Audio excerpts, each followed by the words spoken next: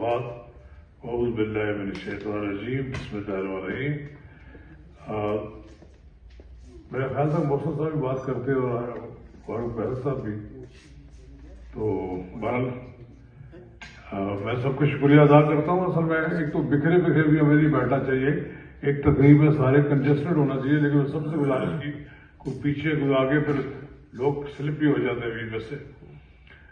आज यार ये जो तकरीब है, सच्ची बात यह है कि मैंने 3-4 दिन तो कोई लम्हा नहीं जाने दिया कि मैंने रोजाना 3-4 घंटे दोस्तों को फोन न किए हूँ। ये बज़्म में अहबाब सऊद सैर ही है, असल में वो लोग ही आए हैं ज्यादातर कि जो सऊद सैर साहब के बहुत करीब थे। तो मेरा तलक तो तकरीबन कोई निसफ सदी से है। जब मैं स्टूडेंट था तो सऊद सैर साहब जर्नलिज्म में थे। 500 रेलवे रोड मुझे अब भी याद है। रोजनामा ताबीर में सऊद साहब काम करते थे। मैं उनके पास स्टूडेंट्स की डायरी लेकर जाता था। वो मेरी डायरी की इस्तेमाल करते थे, बल्कि बाद उनका रीराइट कर देते थे और कहते थे कि आप सुबह पढ़ना, मैं कि इसको नए अंदाज में मैंने लिखे। तो फिर जब जर्नलिज्म आए तो फिर हम एक ही ग्रुप था, एक ही इकट्ठे थे। सऊद साहब की क़यादत में हमने जर्नलिज्म में भी काम किया, ट्रेड यूनियन में भी काम किया। हम ख्याल भी थे, हम आपस में लड़ते झगड़ते भी थे, लेकिन हम एक ही थे। कभी ऐसा नहीं हुआ कि सऊद साहब की हुक्म अधूरी हमने की हो, बल्कि सऊद साहब के साथ अगर कोई लिबर्टी लेने वाला आदमी था तो मैं ही था। बाकी लोग तो सऊद साहब की बहुत ज्यादा ख्याल भी रखते थे, कोई बात का जवाब नहीं देते, लेकिन मैं बहरहाल बात उनके साथ कोई ना कोई शरारत कोई ना कोई कर लेता था, लेकिन बड़ी मोहब्बत करते थे वो हमेशा। उनकी ये कोशिश भी रही कि वो तरबियत भी करते थे। वो हमें बताते भी थे कि किस तरह जर्नलिज्म में काम करना है।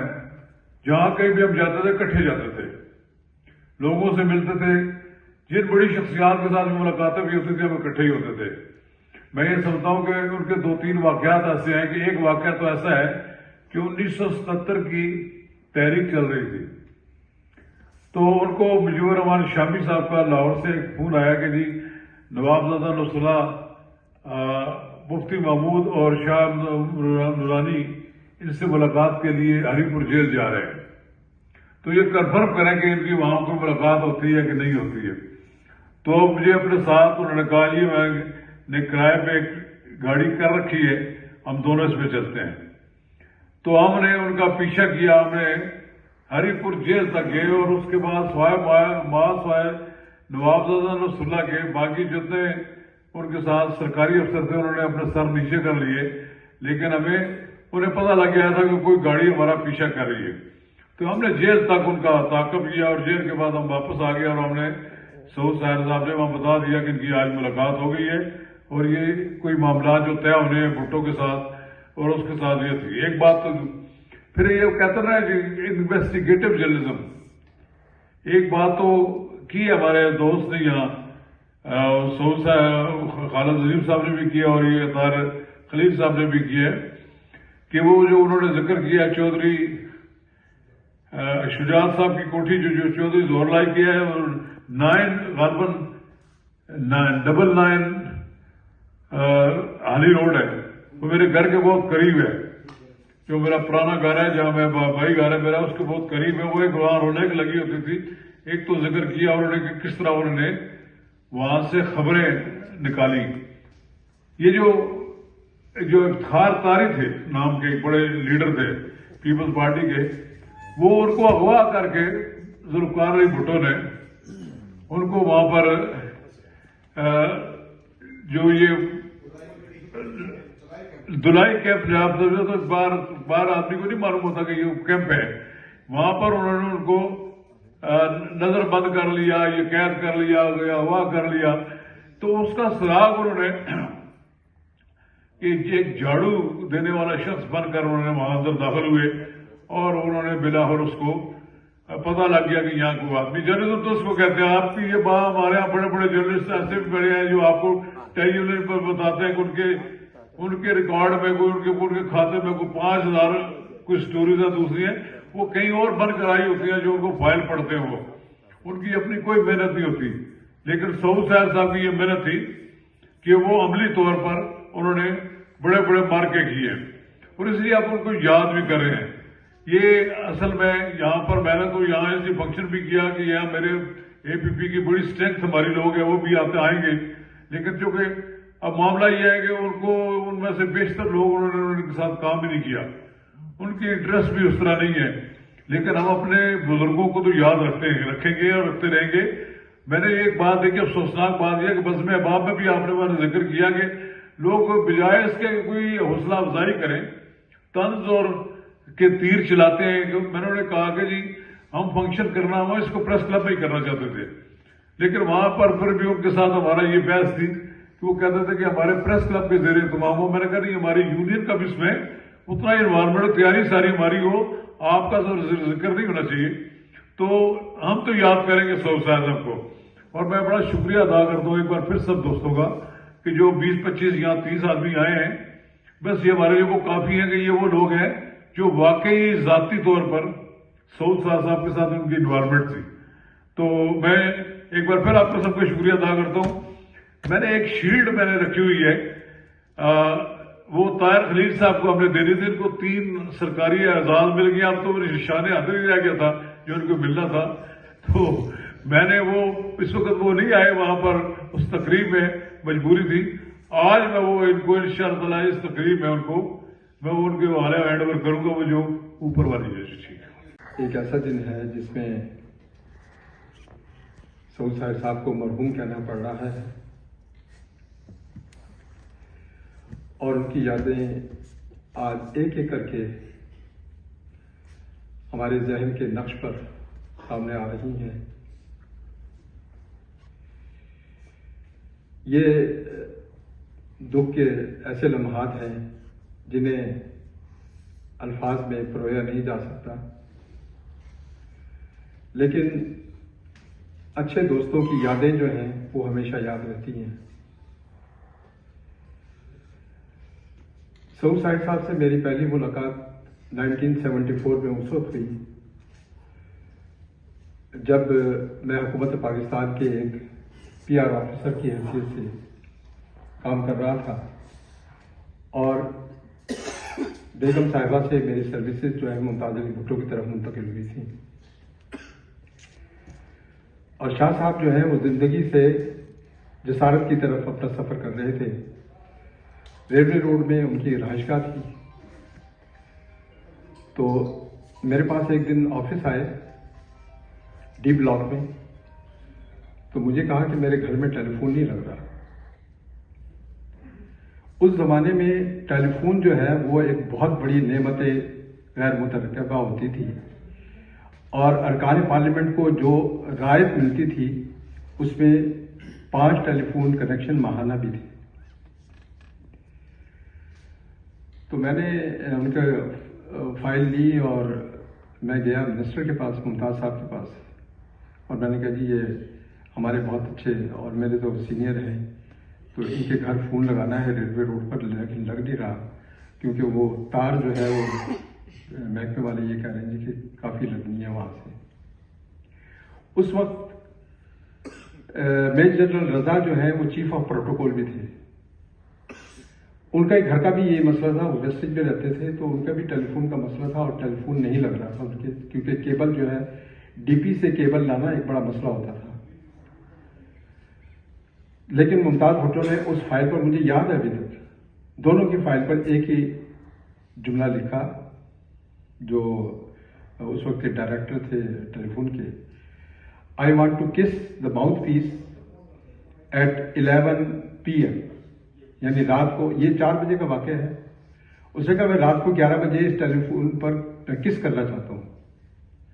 یہ دونوں کے ٹیلی فون لگے رات تک، ممتاز بھٹو نے بات کی، اور وہ اگلے دن میرے پاس آئے، میں نے ان کی ملاقات بھی کرائی، میں نے کہا جی یہ سعود صاحب ہے۔ 79 میں نے جب حکومت چھوڑی تو میں پروفیشن میں آ گیا، تعمیر میں، اور اسائنمنٹ آ گئی ذوالفقار علی بھٹو کے کیس کی۔ सुप्रीम कोर्ट में 9 जर्नलिस्टों को इजाज़त दी गई, प्राइवेट जर्नलिस्टों को, APP और रेडियो पाकिस्तान, PTV, ये तो अलग थे। लेकिन 9 जर्नलिस्ट ऐसे थे जो प्राइवेट मीडिया के थे, और अहमद हसन साहब PIO थे उस वक्त। तो बड़ी मुश्किल से हमने कार्ड बनवाया, कार्ड लिया। 8 बजे सुबह, 7:45 बजे गेट पर हाजिरी भी लगती थी जर्नलिस्टों की। सुप्रीम कोर्ट पिंडी में होती थी, ईस्ट पाकिस्तान हाउस में। सऊद साहिब उसमें शामिल थे। और उस वक्त सब मार्शल लॉ एडमिनिस्ट्रेटर थे ब्रिगेडियर राहत लतीफ, जो वजाहत लतीफ IG के भाई भी थे। तो एक दिन खबर ये जंग में तामीर में मेरे हवाले से छपी कि चीफ जस्टिस को ग्रीन टेलीफोन का एक्सेस मिल गया। चीफ जस्टिस को ग्रीन टेलीफोन की रसाई मिल गई। उस वक्त green telephone ministers, governor, chief of staff, मतलब इस तरह की जो टॉप की जो हायरार्की है गवर्नमेंट ऑफ पाकिस्तान की, उनके पास होते थे, या सेक्रेटरीज वगैरह के पास। ये पहला मौका था कि किसी चीफ जस्टिस को ग्रीन टेलीफोन की सहूलत मिली थी, जिसका मतलब ये था कि चीफ मार्शल लॉ एडमिनिस्ट्रेटर और जो भी सीनियर हुकाम हैं वो उनसे डायरेक्ट टेलीफोन पर बात कर सकते थे, PTC जो सरकारी TNT का टेलीफोन था उसके अलावा। ये खबर छपी तो सुबह जब हम गए हैं तो मुझसे चीफ जस्टिस अनवारुल हक ने कहा कि ये ताहिर खलील कौन है। मैं खड़ा हो गया, और अभी 21-22 साल उम्र थी। उसने कहा ये खबर आपने दी है कि चीफ जस्टिस को ग्रीन टेलीफोन मिल गया। मैंने कहा जी। तो कहने लगे कि आपने किसी से पूछा? तो मैं खामोश रहा। फिर उसने सवाल किया कि आपने किसी से पूछा था ये इस खबर के बारे में कि ये खबर सही है या गलत है? उनका मतलब ये था कि सुप्रीम कोर्ट से मालूम करते। मैंने कहा नहीं जी, मैंने नहीं मालूम किया। कहूँगा कि आप वक्फे में रजिस्ट्रार साहब थे MA लतीफ, आप उनसे मिलिए। तो उस वक्त 3 जर्नलिस्ट हम मौजूद थे, बाकी तो आए भी नहीं थे। तो हम तीनों जो है वो चले गए। 11 बजे वक्फा हुआ जब, तो रजिस्ट्रार साहब के पास चले। उन्होंने कोई बात नहीं की। उन्होंने कहा जी आप पर कंटेम्प्ट लग रही है, आप हमें सोर्स बताएं कि ये खबर किसने दी है, किसने दी थी आपको। चीफ साहब ने सीधी सीधी बात की है कि इनको 6 महीने के लिए डाल दें अंदर। मेरे तो पाँव की जमीन निकल गई। इधर उधर देखा तो कोई सिवाय 3 रुपये है, इकराम शेख साहब थे, जडियो खान थे, एक तीसरा मैं था। तो लेकिन उनसे तो मैं बात नहीं कर सकता था, वो तो बहुत ही थोड़ी सी टाइम मिला मुझे। मैंने सऊद साहब को फ़ोन किया। मैंने पूछा, मैंने कहा जी आप कहाँ हैं? कहेंगे यार मैं तो घर पे हूँ, आपने फ़ोन तो घर पे किया है ना मेरे। मैं कहा जी। कहेंगे मैं घर पर ही हूँ। तो मैंने कहा आप आ जाएं प्लीज़, मैं बड़ी मुश्किल में हूँ। कहेंगे तो कहाँ हैं आप? मैंने कहा मैं सुप्रीम कोर्ट में हूँ, लेकिन यह है कि मुश्किल है। वो आए थोड़ी देर के बाद, और उन्होंने मुझे अलहदे ले जाकर पूछा कि भाई ये मुझे बताएं कि ये जो खबर है ये सही है, मतलब माफ़ी मांग लेते हैं यार, कोई मसला नहीं है, मैं माफ़ी मांग लूँगा इनसे। तो मैंने कहा जी मुझे जो खबर मिली है मेरा सोर्स बिल्कुल सही है, खबर सही है। कहेंगे ठीक है खबर, फिर कहेंगे मैं उस्मानी साहब से चेक कर लूँ। मैंने कहा नहीं चेक करने की जरूरत नहीं, खबर मेरी सही है बिल्कुल। ये गए वहाँ पे लतीफ़ साहब के पास, और उन्होंने उनसे कहा कहेंगे जी कि आप चाहते क्या हैं, सज़ा? तो कहेंगे हम सज़ा भुगत लेंगे, लेकिन ये खबर सही है। डट गई ये भी, ये डटे तो मैं भी डट गया। मैंने कहा जी मेरी खबर सही है, मेरी खबर में कोई गलती नहीं है। कहेंगे नहीं ये आपने हमसे चेक क्यों नहीं की? मैंने कहा जी ये मेरा कसूर है कि चेक नहीं की। अगर खबर गलत है, सऊद साहब ने कहा कि खबर गलत है तो हम इसी जगह आपकी तस्वीर शाया कर देंगे, इसी तरह बॉक्स में, फ्रंट पेज का बॉक्स था ये। लेकिन वो नहीं मानते थे। 3 बज गए, वहीं बैठे बैठे तंग आ गए थे। आखिर चीफ जस्टिस से फिर ये बात बनवाई कि आइंदा अगर कोई खबर इस तरह की छापनी होगी तो उससे हम रजिस्ट्रार साहब से मालूम कर लेंगे, इस पर जांच खलासी होगी, क्योंकि खबर सही थी। और ये खबर मुझे भुट्टो के बड़े वकील یا بختیار نے دی تھی.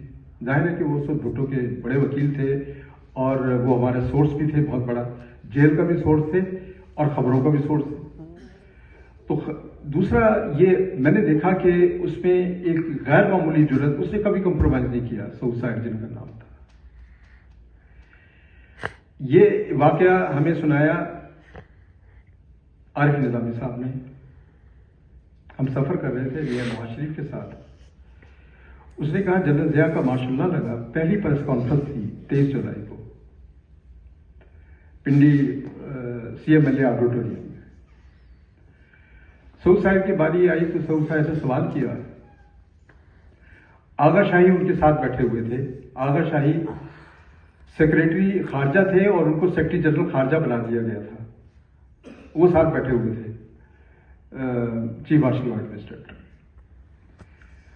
سعود صاحب نے کہا دیکھیں دلیری اور مارشل لا نیا اور وہ بھی سخت. اس نے کہا کہ جناب سی ایم ایل اے صاحب, آپ کے ساتھ جو شخصیت بیٹھی ہے یہ کل تک بھٹو کا سوشلزم لا رہی تھی, آج آپ کا اسلام لا رہی ہے. آپ بتائیں کہ آپ کیا لا رہے ہیں. جنرل صاحب کا جواب سنیے. جنرل صاحب نے جواب دیا کہ میں یہاں, اس طرح سے اشارہ کر کے, میں یہاں پراٹھے بنانے نہیں آیا, میں کچھ کام کرنے آیا ہوں. مجھے میرا ٹارگٹ پتہ ہے اور میں اس کے مطابق کام کروں گا. تشریف رکھیں. اس واقعے کے بعد عارف نظامی صاحب نے بتایا کہ مجھے میسج ملا ان کے اے ڈی سی کا کہ آپ کو سی ایم ایل اے ملنا چاہتے ہیں. عارف نظامی گئے ان کے پاس آفس میں, تو انہوں نے عارف نظامی کو ایک طرف دیکھا. انہوں نے کہا آپ نوجوان ہیں, آپ نے بھی آگے جانا ہے, آئندہ کسی پریس کانفرنس میں آپ ڈریس کوڈ کے بغیر نہیں آئیں گے. ابھی آپ نے آگے جانا ہے, بشرٹ اور جاگرز پہن کے آپ کسی پریس کانفرنس میں نہیں جائیں گے. تو عارف نظامی یہ کہہ رہے تھے. اس کے بعد میں نے یہ بات پلے سے باندھ دی اور اپنا ڈریس کوڈ جو ہے اس کو بہتر بنایا, اور میں کسی پریس کانفرنس میں جاگر, جینز یا بشرٹ پہن کر کبھی نہیں گیا. تو یہ ایسے واقعات تھے جو سعود صاحب سے منسوب بھی تھے.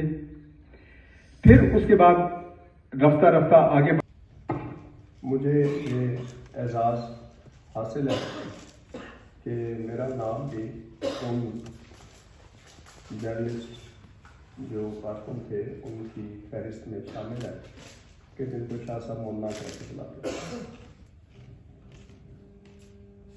میں 1984 میں آیا اس پروفیشن میں, لیکن مجھے یاد نہیں پڑتا کہ کب ان کے ساتھ ملاپ ہوا اور کب ہم بس شیر و شکر ہو گئے.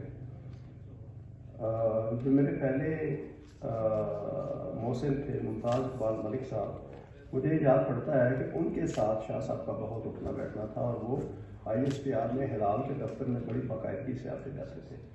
شاید کہیں پہ ملاقات ہوئی, پھر شاید پریس کلب میں ہوئی بعد میں جب میں نے جنگ اخبار جوائن کیا. لیکن شاہ صاحب کا یہ کہنا تھا کہ شروع میں نے تمہیں جب دیکھا تو میں تمہیں انٹیلیجنس کا بندہ سمجھتا رہا. اچھا کیسے؟ تو تمہارا قد کاٹ, تمہاری کوئی ہیئر کٹ ایسی تھی, اور پھر یہ کہ تم بولتے چالتے کوئی نہیں تھے, بس سائڈ پہ بیٹھے رہتے تھے. تو مجھے لگتا تھا کہ آئی ٹی نے کوئی نیا انسپیکٹر کا انگیج کیا. تو یہ ساری ان کے پیار کی باتیں تھیں. لیکن جو چیز شاہ صاحب کو نمایاں کرتی ہے وہ یہ کہ ان کا اپنا کام کرنے کا ایک خاص سٹائل تھا. ان کی اپنی ایک پروفیشنل اپروچ تھی. اگر ہم دیکھیں کہ انہوں نے ایک طویل عرصہ ایک سیاسی جماعت کے ترجمان اخبار میں ملازمت کی, لیکن ایسا نہیں ہوا کہ وہ اس جماعت کے موقف کے ساتھ مل گئے ہوں اور اس کی ترجمانی کرتے ہوں. نہیں, انہوں نے اپنی سوچ اور اپنے نظریے اور اپنی رائے کے مطابق اپنا راستہ منتخب کیا. جو رپورٹنگ کرتے تھے وہ پراپر, جو حق ہوتا تھا، جو سچ ہوتا تھا، وہ اس کے مطابق لکھتے تھے، لیکن کبھی انہوں نے یہ لائن نہیں دی کہ ہم یہ کہہ سکیں کہ جی انہوں نے اس کے مطابق وہ چلے گئے۔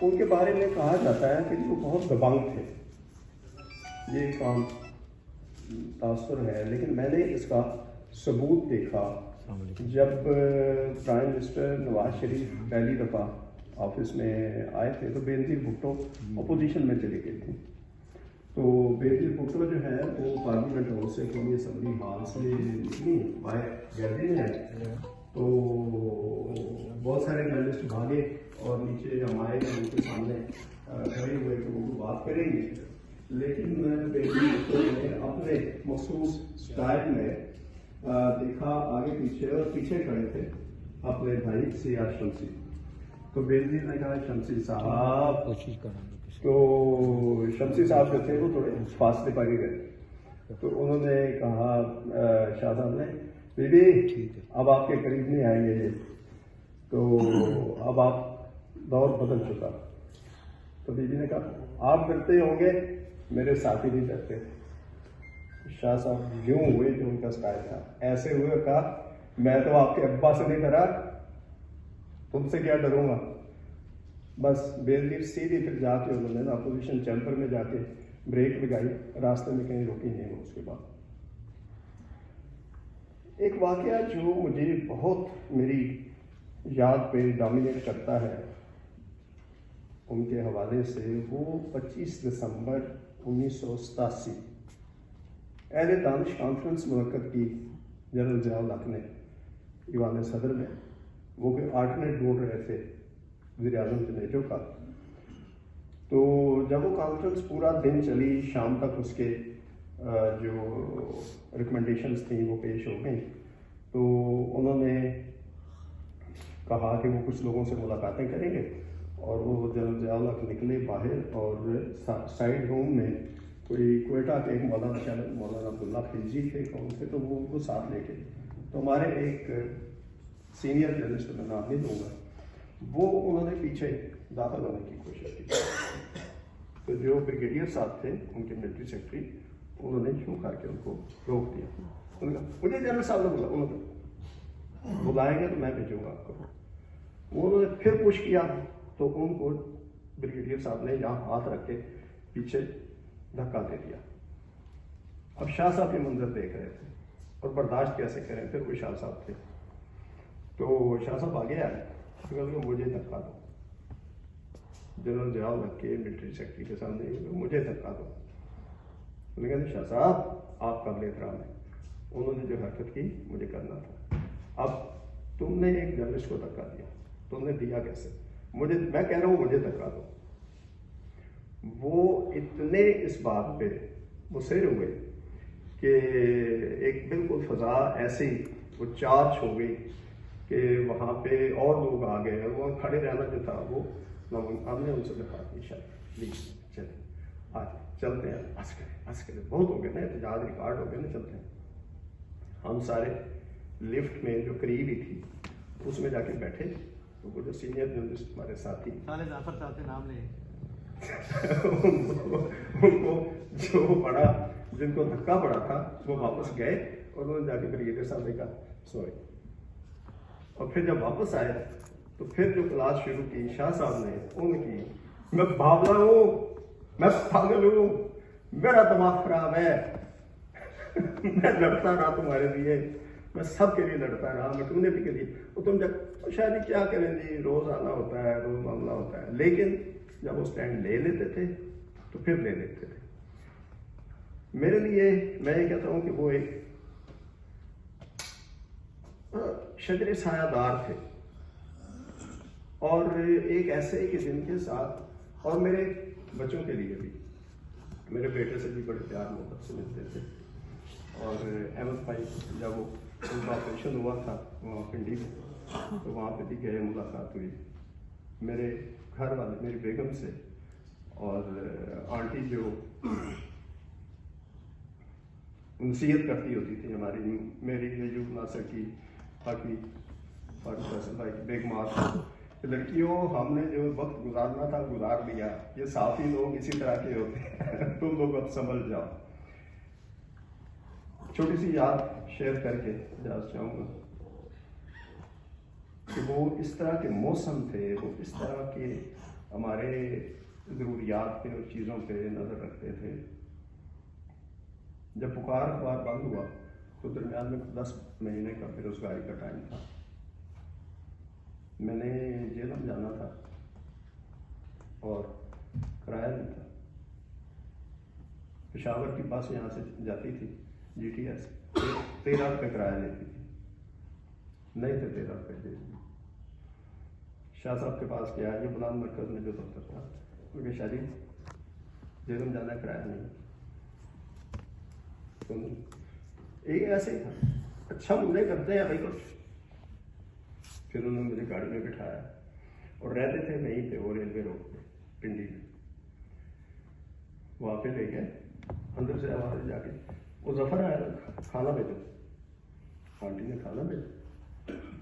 اس کے بعد پھر وہ سگریٹ کے پیسے دے دو، 500 روپے لیے، باہر آئے، آؤ ملنے چلتے ہیں، اور جا کے وہ کھوکھے سے گولڈ لیف کی ڈبی لی اور بقایا پیسے مجھے پکڑا، میں یہ پکڑو۔ وہاں کے پاس جی ٹی ایس کاٹا تھا، میں وہاں سے بیٹھا، وہ 500 روپے کی 7 کے 500 روپے تھے، تھوڑے نہیں تھے، نہ کبھی انہوں نے پوچھے نہ میں نے دیے۔ تو میرا ادار ہے شاہ صاحب کا میرے اوپر، اور یہ ان کا احسان ہے، اللہ ان کی مغفرت کرے، اللہ خیر نصیب کرے۔ الرحمن الرحیم۔ سب سے پہلے تو میں حاجی نواز رضا صاحب جو ہیں ان کو خراج تحسین پیش کرنا چاہتا ہوں کہ وہ کبھی بھی ایسے مواقع جو ہیں اس میں غفلت کا شکار نہیں ہوتے، اس کو ہمیشہ وہ یاد رکھتے ہیں، مینیج کرتے ہیں۔ اور آج اس محفل میں اگرچہ ابھی اس کے آغاز ہے، لیکن یوں محسوس ہوتا ہے کہ شاہ صاحب کو انہوں نے اس محفل میں شامل کر لیا ہے، داخلہ کیا ہے، تو اس میں ان کو خراج تحسین بھی پیش کرتا ہوں، اور میں یہ سمجھتا ہوں کہ وہ ایک طرح سے وہ فرض کفایہ ادا کر رہے ہیں ہم سب کی جانب سے، جو ہمیں کرنا چاہیے۔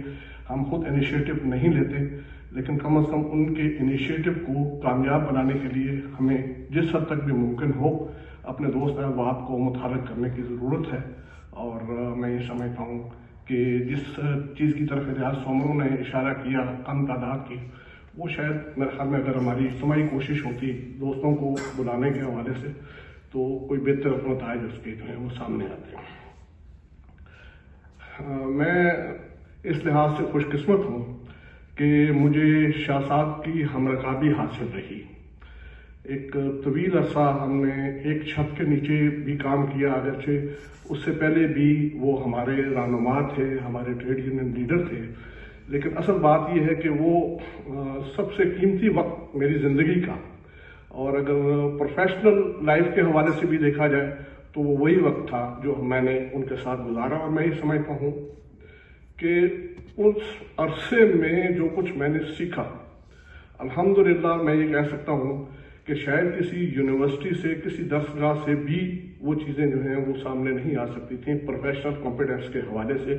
اور الحمدللہ آج اگر پروفیشن میں کوئی عزت ہے اور کہیں پہ کوئی لوگ جو ہیں وہ اگر رہنمائی کی طرف ہمارے جانب بڑھتے ہیں تو اس کا وہ سارے کا سارا کریڈٹ جو ہے وہ شاہ صاحب کو جاتا ہے، شاہ صاحب کی وہ اس بالواسطہ اور براہ راست تربیت کو جاتا ہے جس کا شرف مجھے حاصل ہوا ان کے ساتھ رہتے ہوئے۔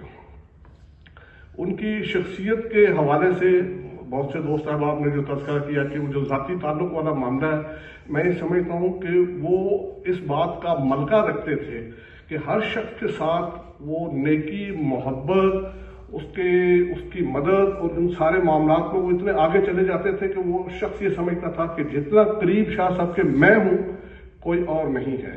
اور میرے خیال میں اسی ٹائپ کا اس کی باتیں جو ہیں وہ سامنے آ رہی ہیں، اس کا اظہار یہاں پہ ہو رہا ہے۔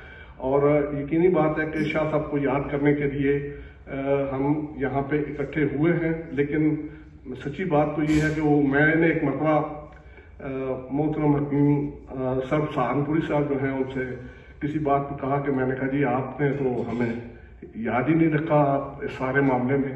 तो उन्होंने जोश का एक शेर जो है वो मुझे सुनाया था, वो मैं समझता हूँ कि आज वो फिर इसमें सादिक आता है कि जो तुझे भूल गया हो वो तुझे याद करे, हमने ना तुझको भुलाया न कभी याद किया।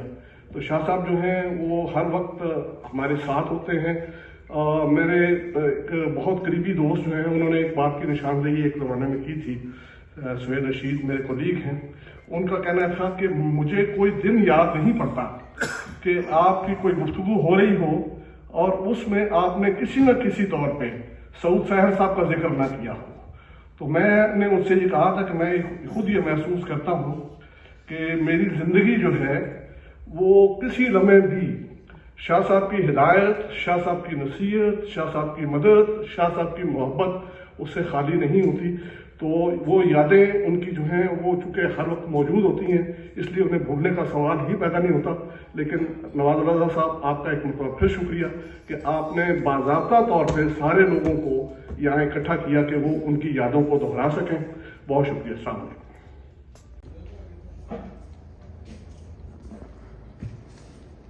मैं अपने आने वाले तमाम सीनियर्स का शुक्रिया अदा करता हूँ, लेकिन जब मुझे अफसोस भी हुआ कि जब हम पहले यहाँ पे 3:30 बजे यहाँ पे पहुँच चुके थे, 3:30 बजे का टाइम था, फारूक फैसल साहब पहुँचे, हाजी नवाज रज़ा साहब पहुँचे, लेकिन बहुत सारे दोस्त शायद उनकी नज़र में टाइम की वो कोई हैसियत नहीं थी।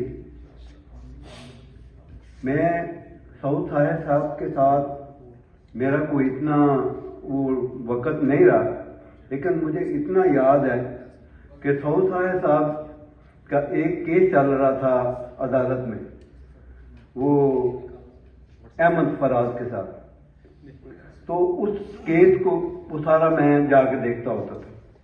तो मुझे खान साहब ने भेजा, फैशनोज अली खान साहब ने भेजा कि आप बिलीव एरिया में जाओ और सऊद साहब से जाके इसके बारे में सारी मालूमात जो है ना वो आप लें और उसके बाद जो है ना वो अदालत में जो भी है वो प्रोसेस करें।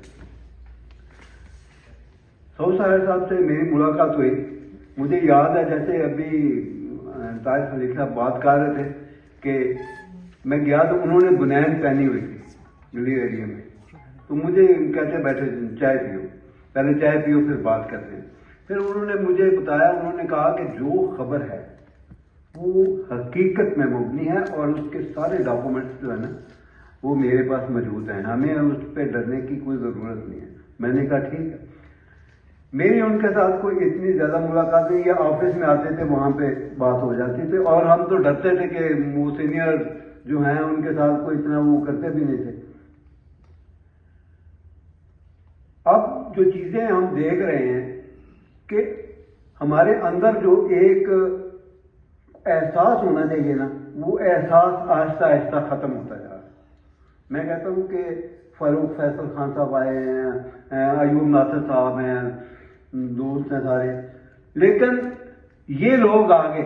लेकिन अगर आप देखें तो इस्लामाबाद में 3500 सहाफ़ी हैं और कौन सा ऐसा शख्स है जो सऊद साहब को नहीं जानता। हम लोग एक दूसरे को भूल चुके हैं। मुझे ऐसे महसूस हो रहा है कि जैसे सऊद साहब जो हैं ये हमारे दरमियान बैठे हुए हैं और जब कोई जाने वाले को याद करता है तो एक तो अपने आप को भी तस्कीन हो जाती है और उनके खानदान वालों को भी। और मैं कहता हूं कि अगर कोई बंदा चला जाए, आप देखें सऊद साहब को हम याद कर रहे हैं, अच्छे अल्फाज में याद कर रहे हैं। बहुत सारे जो सीनियर्स बैठे हैं उन्होंने जिक्र किया उनका। ये जो किराए वाला है ना सर, ये किराए वाला अभी भी चल रहा है, लेकिन उस किराए पे ये नहीं हम सोचते कि यार ये किराए वाली जो प्रॉब्लम है ये कहां से आ रही है। یہ ہمارے جو ڈپارٹمنٹ ہیں جہاں سے یہ لوگوں کو نکال دیا جاتا ہے، ہم ایکچولی اس کو سیریسلی لیتے نہیں۔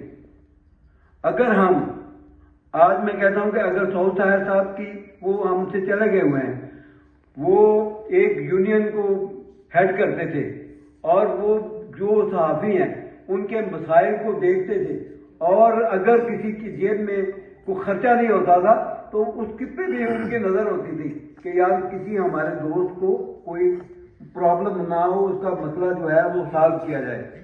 لیکن اب وہ ہم میں بھول چکا ہے۔ اگر ایسی بات ہوتی تو میں کہتا ہوں وہ لاسٹ تک جو ہے نا وہ چیئر پہ جو ہے نا وہ لوگ بیٹھے ہوتے، جیسے کہا بھی کہ سعود طاہر صاحب ادھر سے گزر رہے ہوتے تھے، اگر وہ وہاں پہ گزر رہے کھڑے ہو جاتے تو وہاں پہ مجمع لگ جاتا تھا۔ لیکن میں آپ لوگوں کی تعریف کرتا ہوں کہ آپ اس دور میں بھی آپ آئے ہیں اور سعود طاہر صاحب کو یاد کر رہے ہیں، ان کی باتیں جو ہیں وہ ہم نے آپ سے سنی بھی ہیں اور ان کو یاد کیا ہے۔ میری دعا ہے کہ ہم لوگ جو سعود طاہر صاحب جو مسئلے مسائل دیکھ رہے تھے، ہمیں بھی توفیق عطا کرے کہ ہم بھی اپنے دوستوں کے جو پرابلمز ہیں ان کو دیکھنے کی توفیق عطا فرمائے، اور جو چیزوں پہ وہ ڈٹ جاتے تھے ہمیں بھی ڈٹنے کی توفیق عطا فرمائے، نہ کہ جیسے ملک صاحب نے بتایا کہ وہ اندر گئے اور وہ کہہ کے واپس آئے کہ ہم نے یار روز یہاں پہ آنا جانا ہوتا ہے، کو تھوڑا سا ایسے ایکچولی ہمارے اس وقت جو یہ ہے یہ بہت زیادہ ہو چکا ہے۔ وہاں اس وقت تو چلو کو تھوڑا سا ہو گیا، لیکن یہاں پہ تو اب سلسلہ ہی یہ چل رہا ہے۔ ہم لوگ، میں RIUJ کا پریزیڈنٹ ہونے کے ناطے سے میں کہتا ہوں کہ میں اس میں بالکل فیل ہوں۔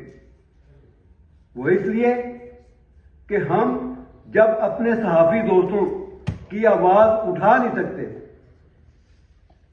ہم ان کے سامنے کھڑے نہیں ہو سکتے، تو ہمارا کیا فائدہ ہے؟ چھوٹے چھوٹے فائدے جو ہیں وہ بہت بڑے نقصان جو ہمارے دوستوں کے ہوتے ہیں نا اس پہ ہماری نظر نہیں ہوتی۔ میں تو کہتا ہوں کہ تمام اسلام آباد کی جتنی یونینز ہیں، اگر وہ صحافیوں کے مسائل پہ اکٹھے ہو کر سٹرگل کریں تو ہم بالکل تیار ہیں کہ ہم ان کے پیچھے بھی چل سکتے ہیں، لیکن ان کے مسائل کے حل کے لیے، اس لیے نہیں کہ ہم ان کے ساتھ چلیں اور وہ ہمیں کہیں فروخت کر کے آگے چل دیں۔ میں تمام دوستوں کا شکریہ ادا کرتا ہوں اور میں دعا کرتا ہوں کہ اللہ تعالیٰ سعود طاہر صاحب کی مغفرت فرمائے اور جنت الفردوس میں اعلیٰ مقام عطا فرمائے، اور لاحقین اور ہم دوستوں کو صبر جمیل عطا فرمائے، اور اللہ تعالیٰ ان کے درجات بلند کرے۔ یہ کہ جو باتیں ہو رہی ہیں میں تو گم ہوں، اور یہ حقیقت پر مبنی ہے جن کا میں ہر دفعہ ذکر کرتا ہوں، اور وہی آپ لوگ آڈینس بھی ہیں۔ تو میں دو چیزیں ہیں جو انہوں نے اپنے بارے میں بتائیں اور پھر میں نے اپنی زندگی میں ان کو اپنایا، ان کو شیئر کرتا ہوں۔ وہ یہ کہ ایک دفعہ انہوں نے بتایا کہ ہم تو چونکہ باہر سے آئے تھے، یہاں کرائے کے مکانوں میں رہتے تھے، ایک روز چونکہ یعنی اپنے عمر فاروق کا نام لے کے کہا کہ وہ کہیں بچوں سے لڑا کے آ گئے، تو میں نے کہا کہ بھائی یہ کیا ہوا؟ تو انہوں نے کہا کہ اس طرح ہے، اور میرے ساتھ جو ہے نا ان کی طرف سے زیادتی ہے۔ تو میں نے کہا کہ سادہ فارمولہ ہے، ہم سید ہیں لیکن ہمارے سید ہونے کی کوئی سند ہمارے پاس نہیں ہے، ہم نے اپنے رویے سے ثابت کرنا ہے۔ یہاں ممکن ہے جس کسی سے آج سے ٹاکرا ہے وہ ان کے بارے میں لوگ کہیں کہ یار یہ تو فلانے کا بیٹا ہے اور بڑے زبردست پتہ نہیں کہاں بیوقوف جو ہے اس طرح کی حرکتیں کر رہا ہے، لیکن آپ کے بارے میں یہ کوئی نہیں کہے گا کہ سید زادے کا، وہ تو کہیں گے یار پتہ نہیں کہاں سے آئے سید چلاتے اور یہ ہو رہا۔ تو یوں تربیت تو ہم نے، میں بھی عموماً اپنے بچوں کو کہتا ہوں جہاں کہ ہم کرائے کے مکان ہوتے ہیں تو یہ چیزیں جو ہے نا بہت ضروری ہیں کہ آپ اپنے رویوں سے اور ثابت کرنا ہوتا ہے کہ آپ نے کوئی علم ہے، آپ نے کہیں تربیت حاصل کی، آپ نے زندگی کیسے گزارنی ہے۔ دوسری ایک بات اور وہ انہوں نے کہی تھی، اور اس کا بھی میں خیال رکھتا ہوں. وہ یہ تھا کہ کہتے ہیں کہ ظاہر صحافی جتنے بھی سب کو اس چیز کا اندازہ ہے کہ کئی مراحل آتے ہیں کہ آپ بے روزگار ہو جاتے ہیں، مسائل کا شکار ہوتے ہیں، اور آج کل تو بہت ہی زیادہ ہو رہا ہے. تو کہنے لگے کہ ایک وقت ایسا آیا کہ ہمارے ہاں میں بے روزگاری کا جو کیریئر کا کچھ بڑا ہو گیا، تو مسائل نہیں تھے.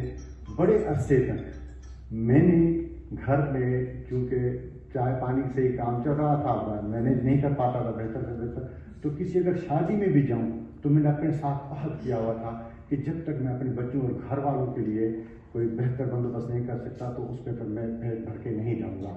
پھر چائے پیتا تھا یا بسکٹ وغیرہ. تو یہ وہ کردار ہیں جو ان کی باتوں اور اب تک اس طرح اثر انداز ہو رہی ہیں. اللہ رب العزت ان کو جوار رحمت جگہ عطا فرمائے. میرے لیے تو میں بالکل اکیلا محسوس کرتا ہوں.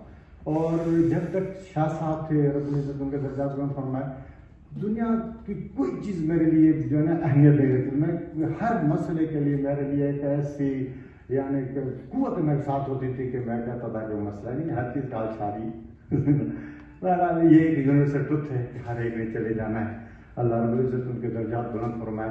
اور سچ بات یہ ہے کہ آج میں جب حاضر ہوا دیکھ رہا تھا کہ وہی شاہ صاحب جہاں کہیں سے گزرتے تھے تو جو کوئی دیکھتا تھا وہیں جناب ملا لگ جاتا تھا اور کھڑے ہو جایا کرتے تھے، اور جناب ڈائریکشن کسی اور میں جانے کے اور سبب بن جاتا تھا اور وہیں چلے جاتے تھے. اور آج ہم جب ریفرنس کے لیے آئے 5ویں تقریب ہے تو بندے کوئی نہیں تھے. یعنی بہت ہی صدمہ ہوا، سچی بات ہے. اب تو الحمدللہ ہو گئے، آپ لوگوں کو اللہ عزت عطا فرمائے، مینیج کر رہے ہیں، اللہ کرے یہ سلسلہ جاری رہے. بہرحال ایک دوسری بات ممکن ہے کیونکہ اللہ کا نظام ہے، دنیا میں کسی نے نہیں رہنا ہے، سب نے چلے جانا ہے، اور وقت کے ساتھ ساتھ ہر ایک کا نام مٹ جاتا ہے، لیکن یہ بہت جلدی ہو رہی ہے. السلام علیکم ورحمۃ اللہ. پولیس ہے وزیر اعظم کے اسپیچ رائٹر ہیں ماشاء اللہ. تو انہوں نے پچھلے دنوں ملاقات ہوئی تو انہیں یاد کرا کہ ایک کوئی رپورٹر تھے ہمارے کسی اخبار کے، تو ان کو کسی نے نوٹس دے دیا. وہ بڑے پریشان ہو گئے، جنہیں رپورٹر تھے. تو انہوں نے شاہ صاحب کو دکھایا. شاہ صاحب نے پڑھا کہ وہ بڑا پریشان تھا. شخصیت جو ایک ادارے کی حیثیت رکھتے تھے، ایک صحافی نہیں تھے. اچھے وقتوں میں صحافت کر گئے جب صحافی بھی زندہ ہوتے تھے اور صحافت بھی زندہ ہوتی تھی. آج بدقسمتی سے صحافت تو دام توڑ چکی ہے، میرا خیال ہے مر ہی چکی ہے. اب ہمیں اجتماعی ایک پروگرام بھی کرنا چاہیے حاجی صاحب صحافت کے لیے بھی. سعود صاحب جیسے لوگ اپنی یادیں چھوڑ کے ہمارے لیے کچھ سیکھنے کے چھوڑ کے، لیکن بدقسمتی سے ہم کتاب سے اور صحافت سے دور ہو کے فیس بک پہ اور ٹک ٹاک پہ چلے گئے. تو سعود صاحب جیسے لوگوں کی یاد میں یہ تعزیتی ریفرنس بھی میں سمجھتا ہوں کہ قیمتی اثاثہ ہے جو آپ لوگوں نے رکھا ہے، اور اتنے سینئر لوگ جمع کیے ہیں. مجھے ہمت نہیں ہوتی کہ آپ لوگوں کے سامنے مزید گفتگو کر سکوں، لیکن ایک بات حاجی صاحب میں آج اس موقع کو غنیمت جانتے ہوئے آپ سے ریکویسٹ کر رہا ہوں، آپ اتنے سینئر جو لوگ بیٹھے ہوئے ہیں، کہ جو صحافت کا جو گلا گھونٹا جا رہا ہے اس پہ خدا تھوڑا سا نظر ثانی کر لیں. آپ لوگوں نے اچھا وقت گزارا ہے، لیکن نوجوانوں کے لیے جو مشکلات ہیں، جو بے روزگاری آ رہی ہیں، جس طرح ہم نے دیکھا ہے ایک ہفتے کے اندر اجتماعی طور پہ صحافیوں کو قتل کیا گیا، اجتماعی قتل کیا گیا، اور اس میں کہیں نہ کہیں حکومت جو ہے وہ سہولت کار کا رول ادا کر رہی ہے. اور سب سے بڑی سہولت کاری آپ کی ہے PID کر رہی ہے جو ساتھ بیٹھی ہوئی ہے کہ ایک ایک دو افراد پہ مشتمل ادارے کو لاکھوں روپے کے اشتہارات مل رہے ہیں، لیکن ان سے پوچھا نہیں جا رہا کہ آپ کا اسٹاف کہاں ہے، آپ کے ورکر کہاں ہیں. آپ نے انہیں نکالا، ان کے گھر کے چولہے کس طرح جا رہے ہیں، وہ اجتماعی خودکشیوں پہ مجبور ہے. تھوڑا سا خدا اس طرف بھی دھیان دیجیے. باقی سعود صاحب کو ہمارے خراج عقیدت پیش کرتے ہیں. انہوں نہ کسی کے دباؤ میں آ کر قلم کو جھکایا اور نہ سچ کو چھپایا.